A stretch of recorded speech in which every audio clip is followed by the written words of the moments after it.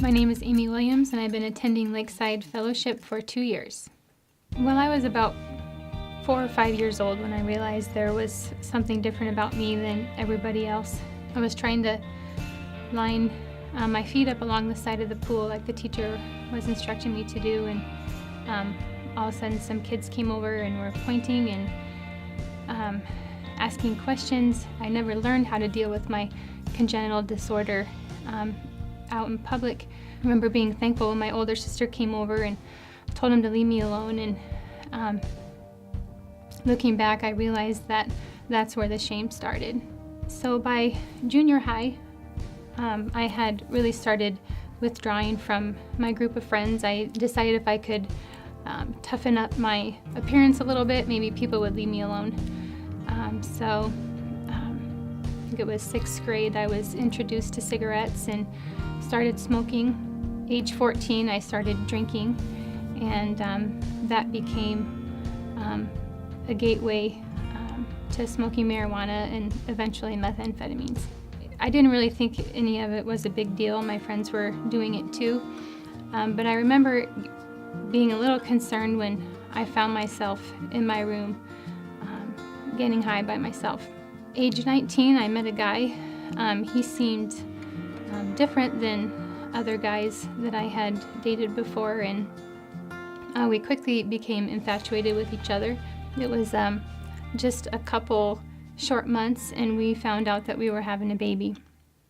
When I saw that little face, I knew that I needed to get my life in order for her. So I was offered drugs one other time after I had the baby, and I took them, and I realized that I didn't ever want to do that again, and that was the last time that I ever touched drugs. It was about 1.5 years later that my husband and I were ready to get married. We called up a local evangelical free church and asked the pastor if he would marry us. Well, he agreed to meet with us and do some counseling, so we went in to see him, and he asked me his first question. He said, "Why did Jesus die on the cross?" And I remember trying really hard to think of the right answer, and for the life of me, I didn't know. Well, that pastor, he ended up sharing the gospel with me, and we prayed that I might accept Jesus as my Savior. And honestly, I'm not sure that I understood everything that he talked about, so I became really good at acting, at just kind of going through the motions. Outwardly, just trying to win the approval of others. Well, we had been married about 6 years. We found ourselves really struggling at this point. It was during this time that I really drew close to the Lord.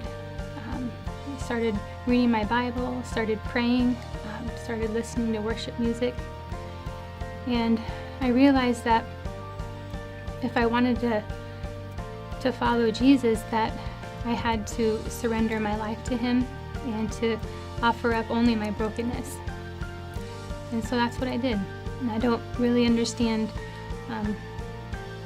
everything, why God has chosen this path for me to walk down, but I'm thankful that he has, and I choose to follow him no matter the cost.